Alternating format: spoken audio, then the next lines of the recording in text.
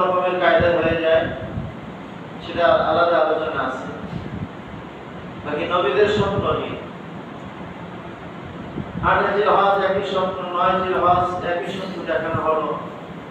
ইব্রাহিম আলাইহিস সালাম সকালবেলা 9 জিলহজ 100 উট আল্লাহ তাআলা রাস্তায় কুরবানি করেছে। আবার একই স্বপ্ন, আল্লাহ তাআলা সেটাই ঘটনা করলেন। যদি ইব্রাহিম আলাইহিস সালাম বহুদিন